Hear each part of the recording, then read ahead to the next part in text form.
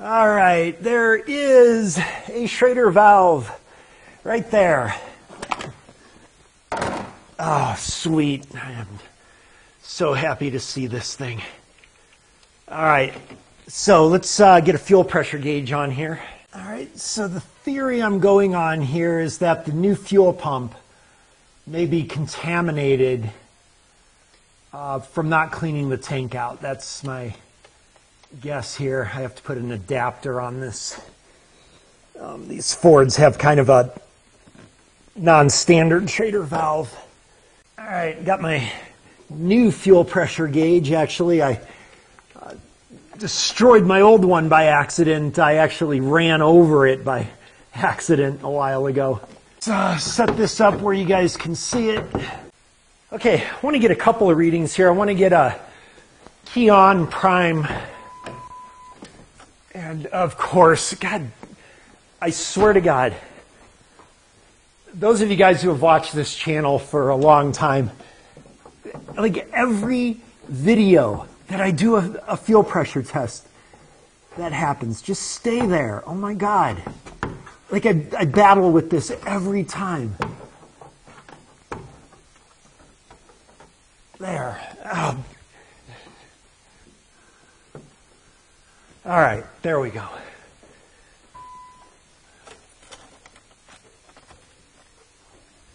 Okay, you can totally hear the pump. We jump right to 35. I am not sure what spec should be. Let's try another couple of primes here. If this was a GM vehicle, I would say we've got low fuel pressure, but I know that can vary on different cards, and I do believe that Ford's is going to be lower. Yeah, it holds at 35 and it does not leak. So let's get a running pressure. I don't want to poison my well looking for something. I just want to get the data. That's part of being scientific, is not forming a bias. I'm not totally sure what the fuel pressure should be. I want to get my data unbiased, then look up the fuel pressure so that I'm not trying to aim for something here. I'm just trying to gather the data.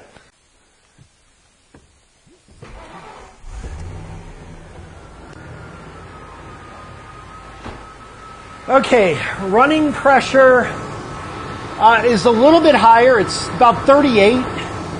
Let's see if it responds with demand. Oh, totally it does. Okay, so that's telling me this fuel pressure regulator must be working. I'm going to disconnect the fuel pressure regulator vacuum hose. We should see an increase in pressure. Oh, we totally do. Connect, disconnect, connect, disconnect. Yeah, I'm going to say this is working. Well, I'm going to say this is responding right. I don't know that the numbers are right. Let's take a look at the effects on fuel trim here. So what I'm going to do, I'm going to go over here.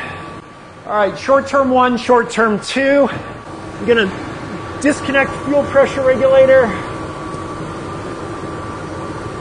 And it goes rich.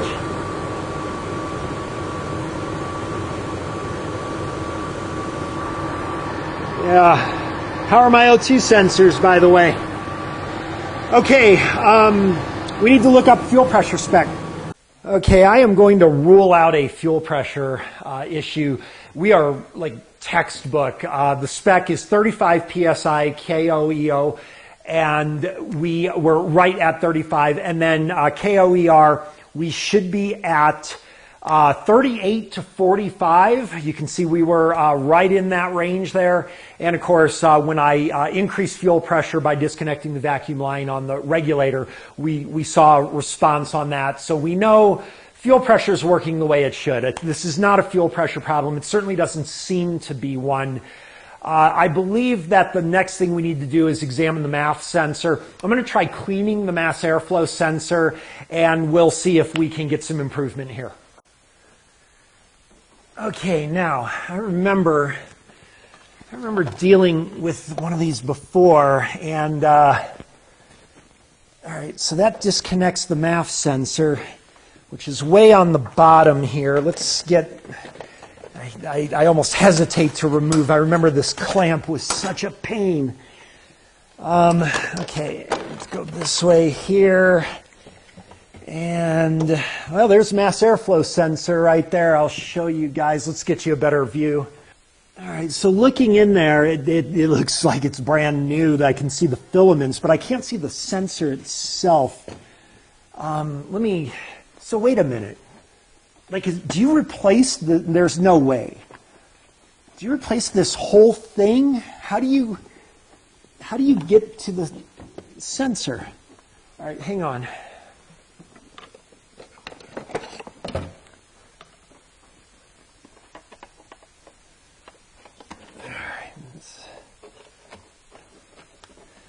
This is really weird.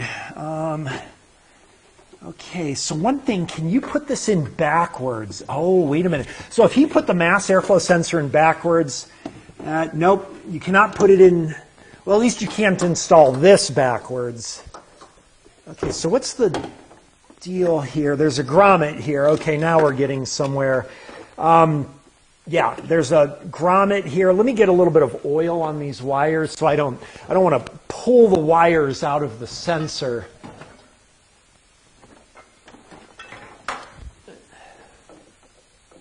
There we go, like that. And there we go. Okay, so we move that. Oh yeah, there's a... All right, well, there's a connector there. What do we got here? Is this 5-wire?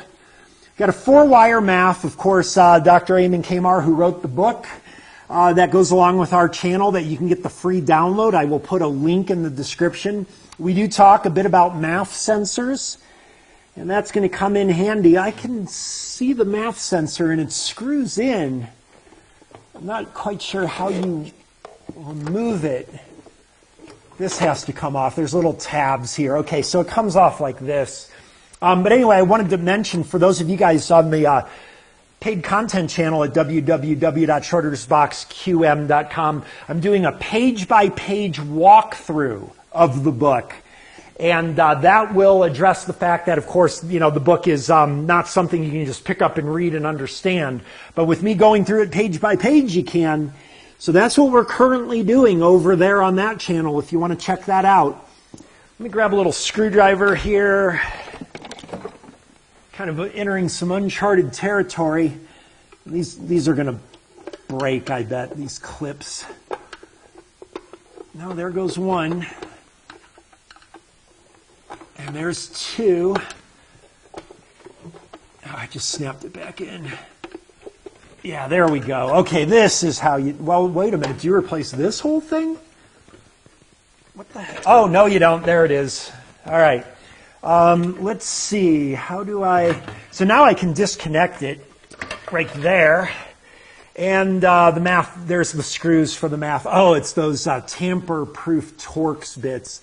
Wait a minute. All right, well, this is a little bit concerning. There's a QR code on that MAF sensor, and I know they didn't have QR codes in 1998.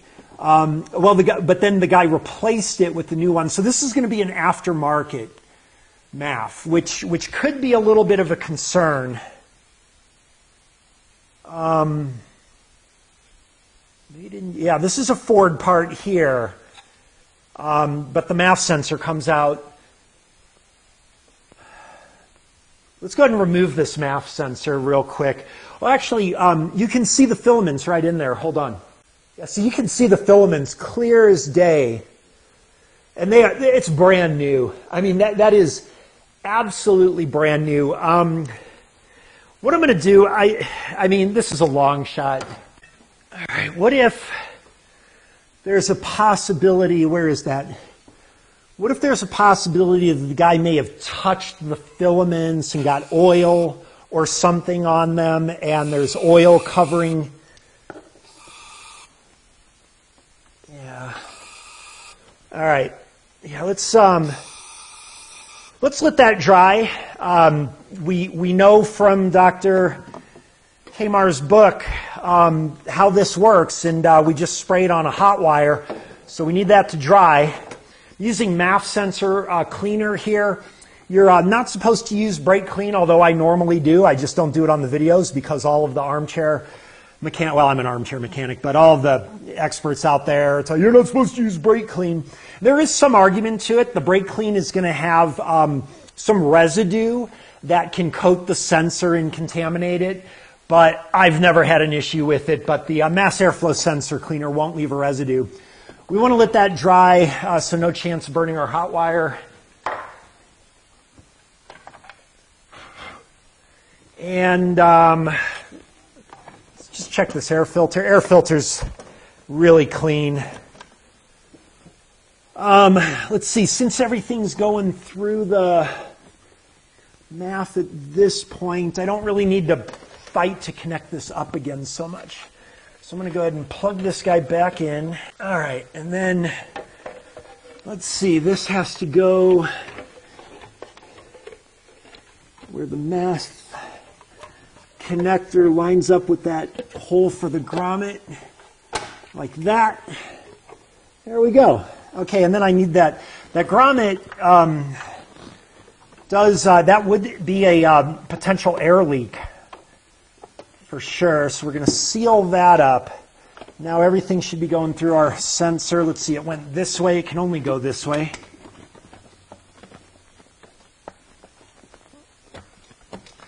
There we go. And did I connect it up? Nope. Need to connect it up over here. All right, there it's connected. And I'm just going to rest that in there for now, just in case we want to take a closer look at some other things. All right, let's see if that makes any difference. Well, if nothing else, I learned how to remove the MAF sensor on one of these. Actually, didn't know how to do that before. All right, starts up and whoa, what the actual hell? Did that make it worse? Holy crap. Did you see that? It was like 20. Oh, this made it worse. Now it's starting to level out a little bit. Okay, so one explanation for this is, let's go back over here. It's possible just the fact that I have this open is causing that. So I'm going to seal this up. Oh my God, I hate these. Oh, I got it. All right, well, that wasn't too bad. That's on there pretty good. Oh, it totally fixed it. Okay, so I'm going to try that one more time. I'm going to open up the air box. Oh, look at that, just even undoing the clamp. Wow, so that's interesting. This really is calibrated, it looks like, for a sealed air box, too. That's interesting. That is interesting, huh?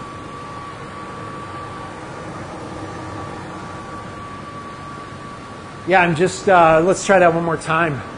Yeah, all I'm doing is just cracking open the airbox, just a little bit of flow there, and look at the effect that that has.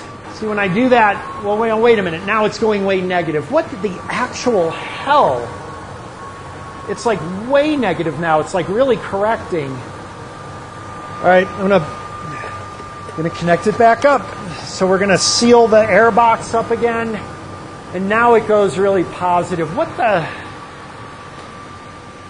hell? Well, that is pretty finicky. Okay, so here's what I'm going to do. I'm going to come over here.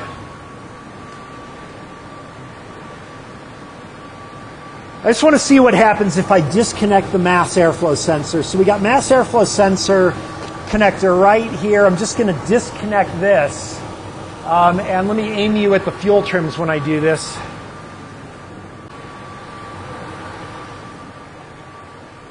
Okay, again, long-term 1 and 2, short-term 1 and 2. All right, disconnecting. There, it's disconnected. And it is going negative. Now, the engine didn't miss a beat. We can see our rich response here. Wow, it's really going rich. The engine did not miss a beat. I'm just curious, how, without a map sensor, does the engine not even miss a beat there? Let's try adding some throttle here. Oh, look at that correction. It's like 20 correction, which would put us at perfect zeros. This runs way better without the math.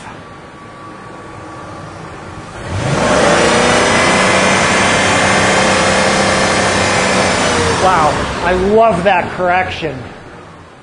Let me plug that math back in. That is so interesting. How does it know the load? It must have one hell of a backup strategy using throttle position and I don't know what else. All right, let's plug that math back in. Math is plugged back in. I'm expecting us to go really lean now. And it just kind of hovers. It didn't make a difference. All right, let's add some throttle. Math is connected.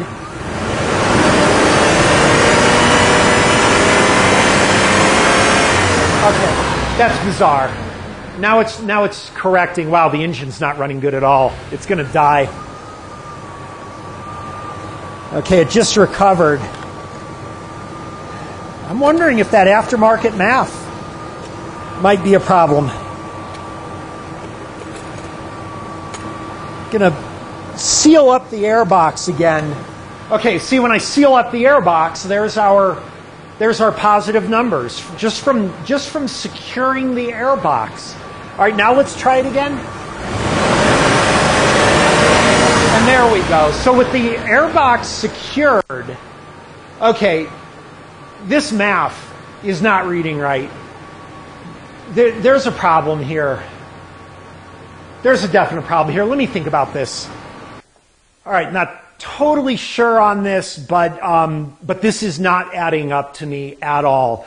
How many times I have run an engine just open from the airbox and that finicky behavior where that airbox, when it's sealed, we get a lean condition, and then when we unplug the math, it definitely works better for sure. Just the slightest crack open, and we end up going rich like that. What's happening is there is, depending on the condition, there is more air getting past the mass airflow than what it's measuring, is what's happening. I am sure of this. I am absolutely sure. And then there's other conditions where it can measure more accurately. And these math sensors are very... a math sensor is a very complicated thing. It's got its own computer in there and everything, so it's kind of almost like a module, really. And it's calibrated for the particular conditions because if you look here, so that math sensor, as you can see, it's really only reading a very, very, very small sample of all the air that's passing through this tunnel. But it's calibrated for that. So the math sensor computer knows those parameters, and it knows that it's taking only a really small sample and that it's extrapolating out how much the total airflow must be. Any disturbance in that or any miscalibration with that, and you're going to get inaccurate readings. And what's weird is how inconsistent the inaccurate readings are.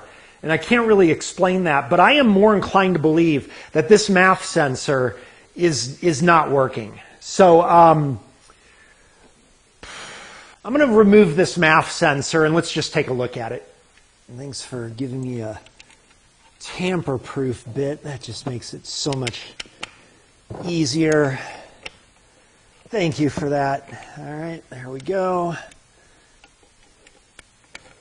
And there we go. So this that's kind of interesting. This part here looks brand new too. Now that I'm just noticing it, I mean, that looks like this whole thing looks brand new. So maybe you are supposed to buy a whole unit. Maybe you aren't supposed to just replace only the sensor, possibly. I don't know, but doesn't that look new? The whole casing and everything. So maybe this whole module is a new MAF sensor. I don't know. I'm used to doing this. Just want to see what the manufacturer is on here. There we go. All right, there's not a manufacturer name. You see the filaments there. Those are weird. Kind of fat. And just stuff like that, the shape of these filaments like that can also affect the reading because you've got more surface area there. So these really, there are a lot of variables with this. I've used aftermarket MAF sensors. I know a lot of people don't like them very much. There's not a manufacturer on here. Okay, so what I'm going to do, let me see. I kind of want to put a Ford MAF in, but it's also like a major snowstorm right now. I'm going to call the owner up, and I know he's the one that replaced this MAF unit, and I'm going to see if he happens to still have the old one. So I'll be right back. Okay, good news. He does have the old one, and he says he'll bring it by here in a little bit. So while we're waiting for him, what I want to do is I want to get some data off of this MAF sensor. I'm absolutely convinced this MAF sensor is reading inaccurately. First of all, I really don't have a whole lot else left that I can rule out, but it's the most logical explanation. This MAF sensor is going to be some kind of issue where it's the wrong one for this car or something, I don't know. But what I need to do is get some data off of this MAF sensor. I'm going to do that while I'm waiting for the guy to bring over the other one. Plug this guy in again. And if this isn't the issue, quite honestly, I'm really not sure where else to go. Okay, there we go. I'm going to plug in our grommet here. We're going to seal this thing up the way it should be. Let's see, this goes here. All right, grommet faces down.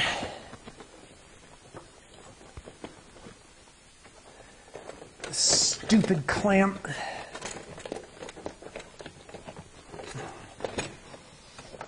Oh my God, do I hate this thing.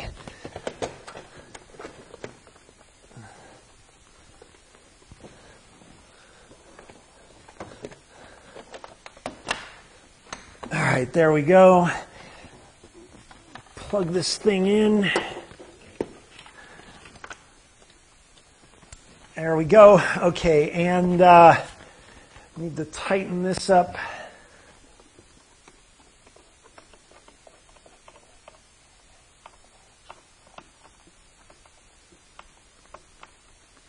Okay, let's see here. We got 4-wire. There's clearly red power wire. Looks like ground. I'm guessing the yellow wire is going to be a signal. All right, so what I want to do is I want to graph this signal.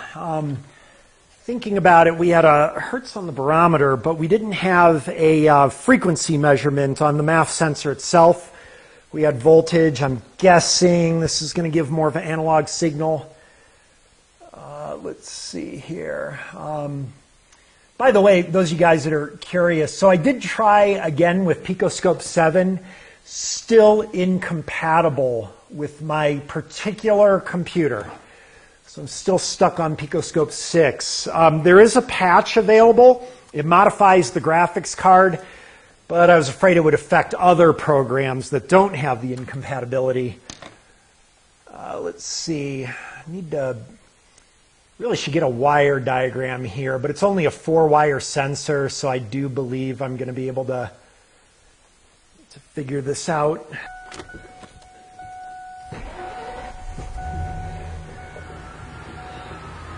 Okay, this should be a, sorry I'm going to be in your way just a second here. This should be a 12-volt feed right here. That is clearly a 12-volt feed. This, I believe, is the signal. And I guess not. What about this?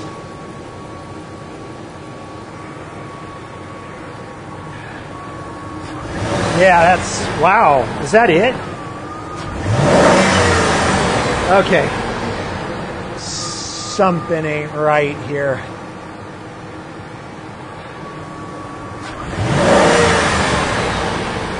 Yeah, not too crazy about that.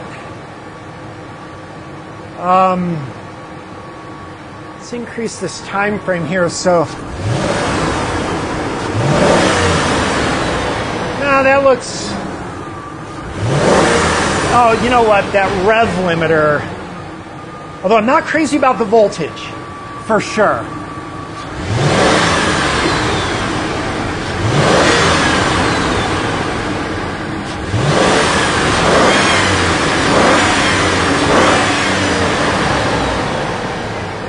Yeah, I am not crazy about this. Let's give you a look on the big screen here, and we're going to analyze this.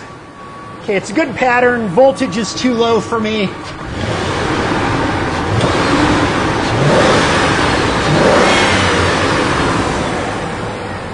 All right, so what I want to do now, we're going to crack open the air box. We know that that severely affected our fuel trims. Try this again.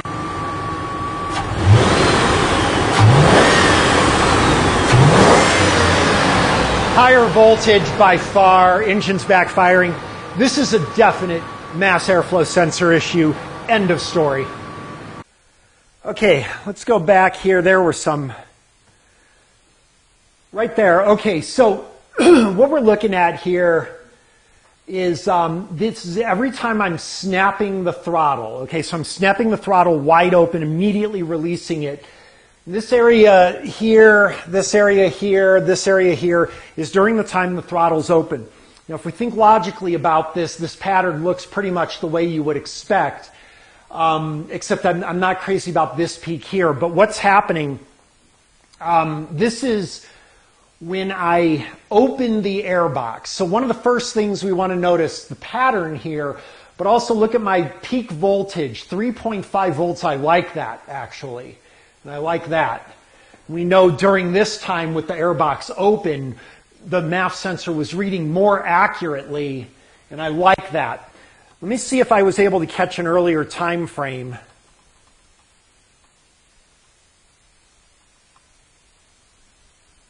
Now, all these are, there's one. Okay, so here, my maximum that I'm able to get, this is with the airbox sealed. I'm under 3 volts. We're also looking at the difference in these peaks here. So what's happening here is when you think about it, we're at vacuum here. So we've got very little air past the mass airflow sensor. There's the throttle plate is closed. We've got high vacuum in the engine. And by the way, I was thinking low engine vacuum could also be an explanation for the phenomenon that we have. This engine doesn't have low vacuum. You can tell by the way it's driving. Well, I didn't drive it, but you can tell by its performance. A vacuum test, I don't know what it would show, but the thing is that this engine has good vacuum. I just know that. That's a terrible answer. Sorry about that. That would be like a Scotty. I just know because I've had 40 years experience. All right, I've had 8 years experience, and I can tell you that engine has good vacuum. The reason I know that, even without the barometer pressure and everything, is because when I was doing the fuel pressure regulator, you could see the activity with the fuel pressure regulator can happen when you have really poor vacuum. I could feel the vacuum on the hose and everything. So I did have some semi-quantitative measures of that. But anyway, the point is we've got high engine vacuum here. Then I open the throttle plate really quickly. Well, because I've opened the throttle plate really quickly, we've got vacuum in the intake, but then you get this massive rush of air through the intake. Of course, it goes past the mass airflow sensor. We know how the mass airflow sensor works from the previous diagnosis and understanding video. That's going to greatly increase the voltage here. And we're seeing the effect of that air rush through the increased voltage on the MAF. Now, because the RPMs are relatively high, we've got the highest peak here because you've got that massive initial rush. But also, even without that massive initial rush, for a brief period of time, you've got that high engine RPM also. Now, I can't maintain that because of the cut throttle, and it's kind of killing this a little bit. But with that high RPM, you're drawing in more air as well. So we should see this second peak kind of up by the first. I'd like to see that a little bit higher. But the pattern looks kind of like this because you got that massive air rush, and then you've got the draw in from the RPM, this slant. I don't think I'm too crazy about it. I'd like to see maybe a little more flat. But what I'm really worried about more than anything else is my voltage on this. Now, this is with the system totally sealed up and everything. We're getting a lean condition. We're getting, I believe, more air past the sensor than what it's actually measuring. But then I open up, just crack open the air box. Let's look at the difference. Okay, so now I crack open the air box. The first thing we notice, look at my peak voltage, much higher. That actually I would not expect to happen. I believe there's some kind of there's something with the MAF sensor, I don't know, but it's just not calibrated right or something. We've got much higher peak. The second peak also is reading higher. I'm still not crazy about the slant as much here. I'm not really totally sure if that's normal or not, but the bottom line is that we've got too much variance in this mass airflow sensor. I'm not really crazy about its pattern anyway, but the higher voltage here, that shouldn't make a difference. And that's bugging me. I absolutely believe this mass airflow sensor is not working. So I'm going to wait for this guy to come back and bring me the old one. And I guarantee you this is going to be our issue. I'm pretty sure it's going to be our issue. I'm pretty sure. This mass airflow sensor isn't reading right. Original mass airflow sensor. Wrong way. First of all, if we look, check at the wire pattern. Let me get my light. See those wires in there? How completely different that is. The other thing is also notice the measurement collection here. Totally different. I have the other one right here. This is the one I believe is faulty. Look at the measurement collection. This is the original one. Look at the measurement collection. These are completely different. Not only with the sensor, I actually am more inclined to believe, and we'll science this, but I'm actually more inclined to believe it's not the sensor that's the issue as much as it is this actual tunnel here. So apparently the guy, I guess he also couldn't figure out how to remove the MAF sensor originally, and he just got the whole unit like this. I believe what it is the unit is a different shape, and it is affecting the results. I'm actually really positive of that. So here's what we're going to do, because we've got two variables now. That's what makes real, actual science the thing, is that we need to identify down to one single independent variable. Right now we have two. We have an aftermarket mass airflow sensor, and we have a different shaped collector. We need to find out which one or both are responsible for our issue, but it's going to be one or the other, I'm sure, or both.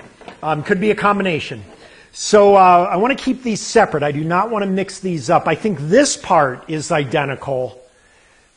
This is not. So we're going to take this old, this is the MAF sensor that I believe is causing our problems. I'm going to put this aside. All right, this is the original MAF sensor. If we look, the wires in there are really dirty. I'm going to go ahead and clean that with some MAF air sensor cleaner. I'll be right back. All right, I am pretty excited. I think this is going to fix this car. All right, so let's see here. I need to get this grommet out. Okay, so I want to do the same thing here. I want to move these wires back. Again, I want to oil these wires up a little bit so when I slide the grommet, I don't pull the wires out of the connector. Actually, that's good enough right there. Okay, we're going to pass this through.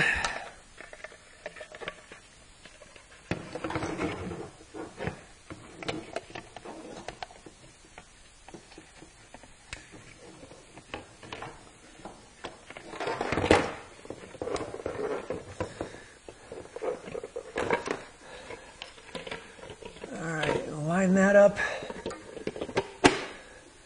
like that. Put this grommet back on. And I'm going to set up the scan tool. We're going to look right away at the fuel trims. I bet we see a correction right away. Okay, I want to be able to catch this. So we're going to load first here. And as soon as I turn it on, we're going to see a correction. Whoa, does the engine need to be running for me to connect? Oh, uncool. Uncool. Yeah, it does. All right, that's fine.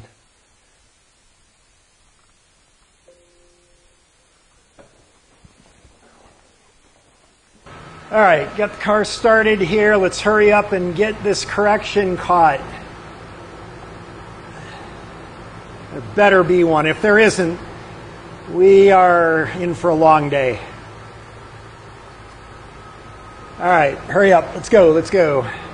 I am missing the most exciting part of the video right now.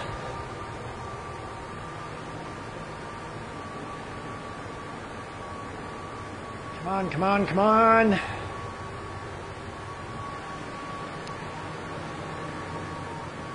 So frustrating. How come I couldn't do this with key on, engine off, man? That's so aggravating. Okay, no, I don't care about codes. I need to get long and short-term fuel trim. Long-term. Bank 1, it's high. I'm not worried about it yet because the short-term is going to be negative. Short-term better be negative. Yes! Yes! Oh my God, this is amazing. Yeah! Awesome. Oh, and it's a perfect balance out. And that's going to put us at like a -4. That is amazing. Okay, given a little time here, we can see that it's pulling down here. Oh, I forgot to do one thing. We need to increase RPM. We're going to see it does not go lean this time.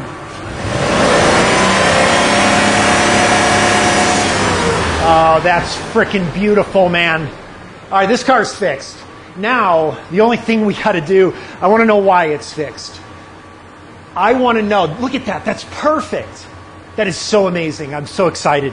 Okay, what I need to do is, let's turn this off.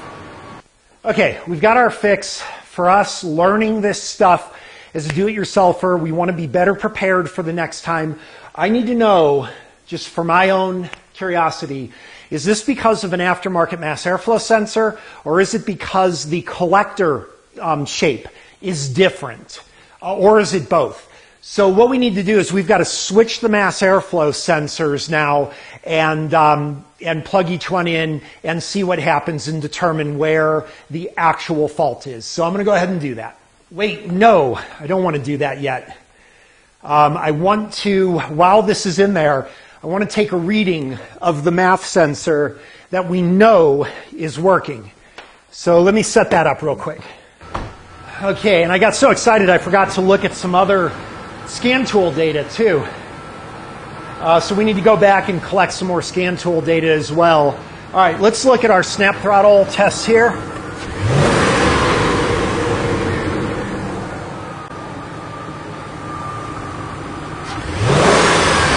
Engine's starting to backfire a little bit as it's adjusting here. Zoomed in too much. Let's try there.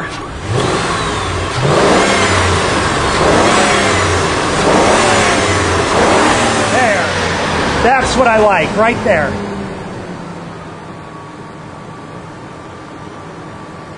Okay, that's what I was talking about earlier. This is a better reading. You see how there's not as much slant right there? We're almost to 5 volts. Look at that, 4.5 volts. That's definitely what I want to see. But also that slant, showing a proper measurement, that is a good mass airflow sensor reading. Let's go back to the scan tool. I want to show you something else. Okay, and also this engine has had some time now to calibrate as well. I expect to see some different fuel trim numbers, much improved.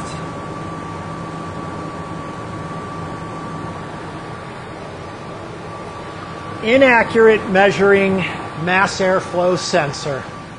Proven multiple ways. That is awesome. That is awesome. I'll come back after this loads. Okay, we got no code. Still have that test incomplete. I haven't driven the vehicle. We didn't need to. All right, let's get our long term. Oh, we're going a little bit negative all of a sudden. And I'm not worried about that because now our short term is going to be pretty much zeroed. Yep, I can live with that just fine. Those are going to balance out. So now we're running just a little tiny bit rich. I am not even worried about that. And again, driving the vehicle will settle that. Even if it stayed at -10, I'm not even worried about it. This car is totally fixed. Okay, so what I want to do is get that mass airflow data. Oh, man. Okay, so if you remember earlier, we were at 0.49 on the pounds per minute. We're now at 0.6.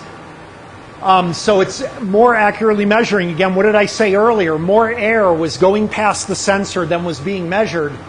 We can see now it's being measured. I wanted to pull up that Barrow.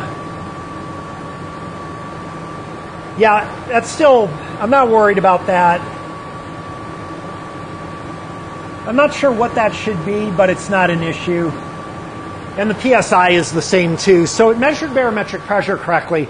It's just not measuring airflow. Wow, look at these fuel trims now. Okay, so one last thing I want to do. I want to look at the PCM detection of the mass airflow voltage. Earlier I struggled to get 3 volts. Oh, look at the base voltage is higher too. Oops.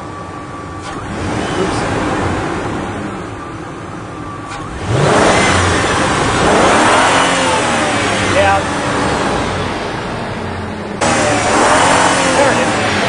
All right, well there was 3.68. That's the highest it's been. Okay, so after 5 or 10 minutes, we see it's still pretty much as before. I'll admit that's a little bit on the rich side, but it's stable. The other thing is we've got some conditions. We've been artificially adding too much fuel to this vehicle for God knows how long. I can imagine you could have fuel contamination in the oil. You could have just a lot of fuel contamination in the engine that may burn off after a while. But at a fuel trim of 11 or so, honestly, I'm fine. Even with the 15 that it sometimes goes to, the longer this runs, the better it seems to be getting. I'm not even worried about it. This is a fix. Mass airflow sensor was not reading properly. What we're going to do now is do our science. I want to see, is this the mass airflow sensor not reading because of the aftermarket or because of the different design of the collection? Okay, so it's about this time that we're going to get all the asshats with their comments. Well, I would have told it was a mass airflow sensor before. Nobody, notice how nobody on this video is going to go, I would test power and grounds. Nobody's going to say that because they always wait till after the video before they tell me what's wrong, even though they say they don't. Let's see here. We need to swap mass airflow sensors into each tunnel. And while I do this, you know, people put their comments how they would have done this so much easier and faster and everything than I did now that they know what the problem is. One of the things that I can do now is I can put together a story on what happened here. All right, so what I believe happened here is this guy had a bad fuel pump. He replaced everything but the kitchen sink, but especially he replaced this mass airflow sensor. When he replaced the mass airflow sensor, he didn't fix the problem. He unknowingly introduced a new one. Also unknowingly introduced it to the shop that correctly diagnosed the fuel pump. When they replaced the fuel pump, they restored the drivability problem, but because this MAF sensor was introduced by the owner, the shop figuring, well, it's got a new MAF sensor and everything, they just didn't put this together. They're probably also in the mindset thinking, man, the fuel pump really made a difference, so we still got to have some kind of fuel problem. But it was the owner that put in this MAF sensor that kind of doomed this thing even when the shop fixed it. So they're pretty absolved. Okay, so we need to remove, does this have, yeah, this one also has those screws in it, those funky screws. So I want to put this MAF sensor here, and what I want to do is I want to mark this to make sure, well, believe me, I'm not going to mess this up. I'm so familiar with this right now. This has that plastic non-metal collection. So we're going to take this MAF sensor here. This is the Ford. Is this a Ford sensor, by the way? I didn't even look. Let's see here.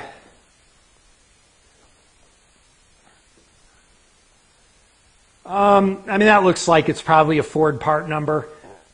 I would say this is probably a Ford sensor.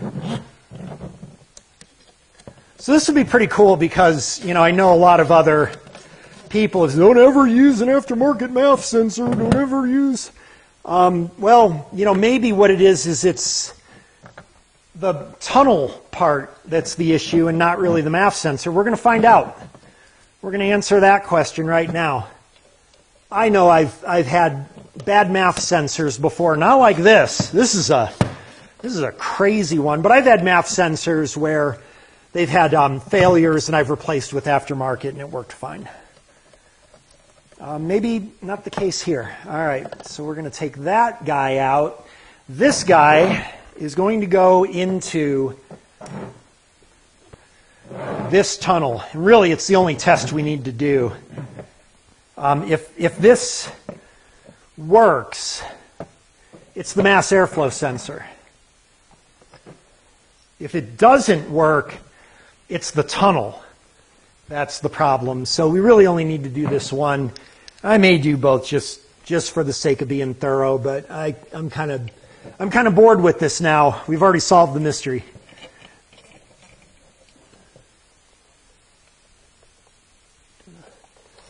The fun part is totally gone now. That was fun, though. That was so awesome.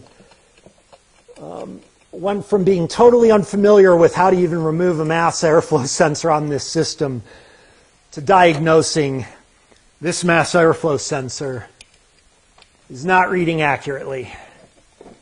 And I think it's because of its environment. All right, so this guy is going to go in. Oh, wait a minute. Can you do it? Hold on.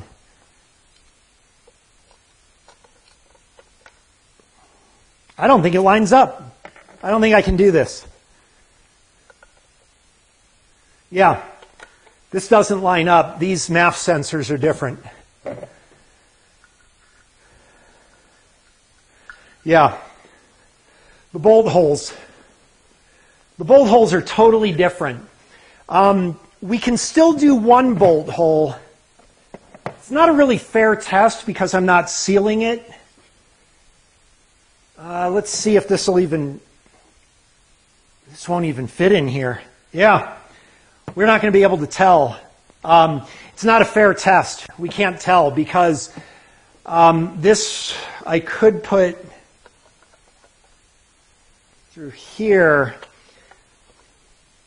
but then it doesn't line up right. No, you know what? This really sucks. This is unfortunate, but we don't have a way to fairly test whether this is MAF sensor or the design of the tunnel, because they're completely incompatible. You can't put one math sensor into the other. Yeah.